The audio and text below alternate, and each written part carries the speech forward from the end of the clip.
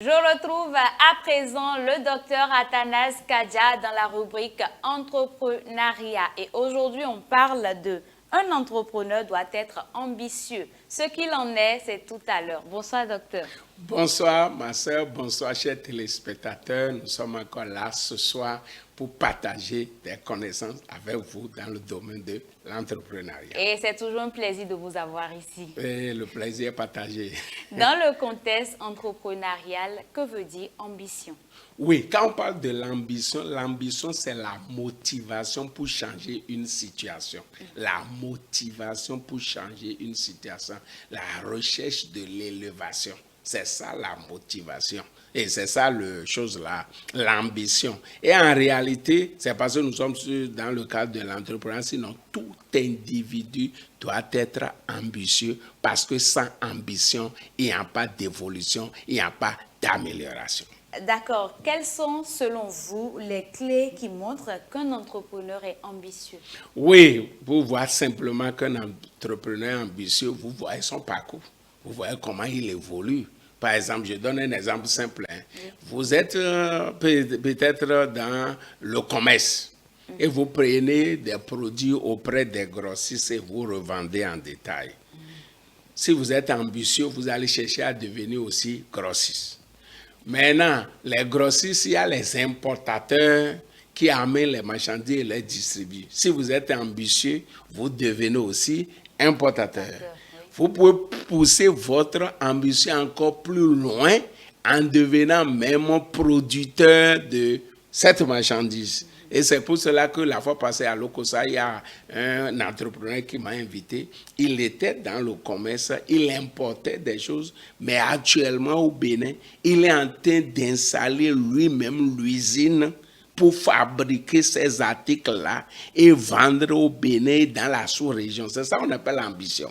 Tu commences le bas, ça dit, comme j'ai dit, motivation de changer les choses. Donc tu commences petit, mais tu commences par être élevé comme Dieu même nous l'a dit et progressivement. C'est quand vous voyez un entrepreneur comme ça, vous savez que celui-là, il est ambitieux, il ne s'est pas contenté de ce qu'il fait déjà. Au fait, nous les chrétiens, on a un peu de problème. Oui. On nous a mal enseigné la parole de Dieu. On nous a mal enseigné la parole de Dieu parce que vous allez voir que dans le livre de 1 Timothée, on dit si vous avez la nourriture et le vêtement, cela vous suffit. Et on prend ça pour semer la peur dans le cœur des croyants et ils ne sont plus ambitieux. J'ai l'habitude de dire, vous voulez expliquer un verset biblique, mettez ça dans tout le contexte de la Bible. Il ne faut pas s'arrêter sur un verset simplement et bâtir toute une doctrine, toute une conception. Et ça fait que les chrétiens ne sont pas ambitieux. J'ai le pain, j'ai le vêtement, ça me suffit. Combien de chrétiens même ont le pain, ont le vêtement? Quand on dit manger là, est-ce que... Combien de personnes mangent? C'est ça le problème. Donc, il faut que nous sortons dans ça et il faut changement de mentalité. C'est ça qui va amener les gens à être ambitieux. D'accord. Pensez-vous qu'un entrepreneur puisse réussir sans ambition? Ah, sans ambition, il ne peut pas réussir. Il sera stagnant.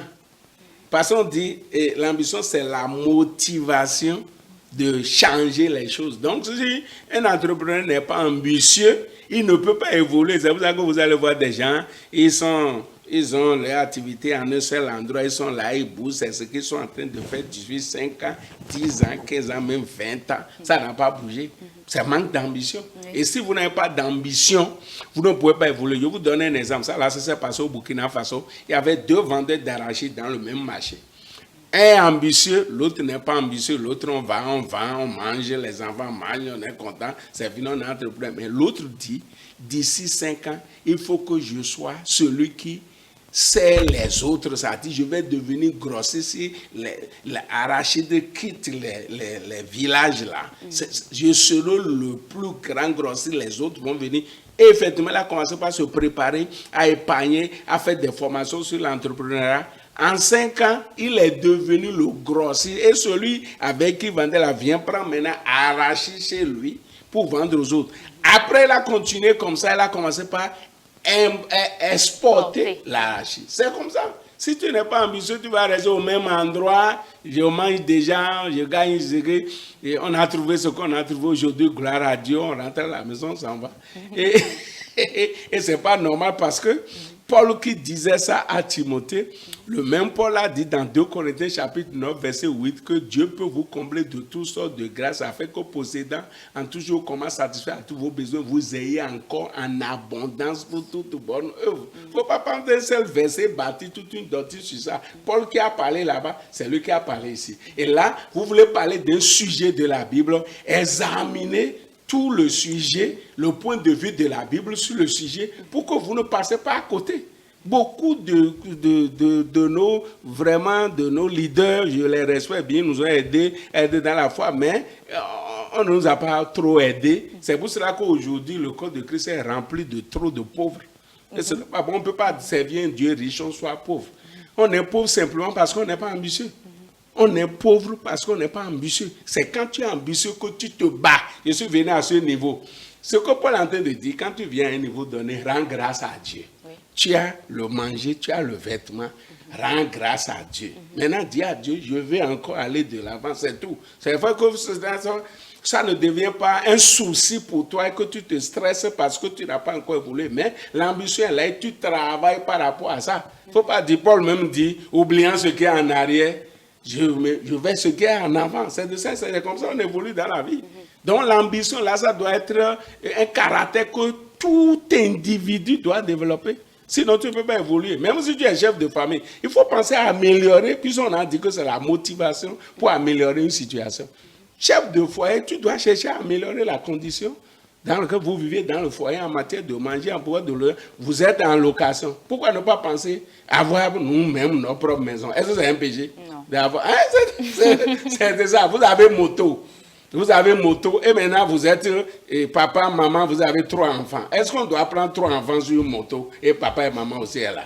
Est-ce que c'est normal? Et les policiers n'arrêtent pas les chrétiens comme ça au niveau des feux. Et là, il ne va pas aller à l'église le jour. Là, il va voir que c'est sa paresse là qui fait qu'il manque d'ambition pour avoir une voiture. Mais ses enfants dedans, allez, c'est ça l'ambition. Si tu n'es pas ambitieux, tu vas penser qu'on va à l'église avec une moto, ou bien certains enfants prennent moto, on va mettre certains au dos, certains devant et tout ça là. C'est manque d'ambition. Donc tu as moto, il faut être ambitieux, avoir de voitures. Dieu est prêt à t'accorder ça. Mais on dit que non, être ambitieux là, c'est aimer le monde, faire ceci, là, ça, là.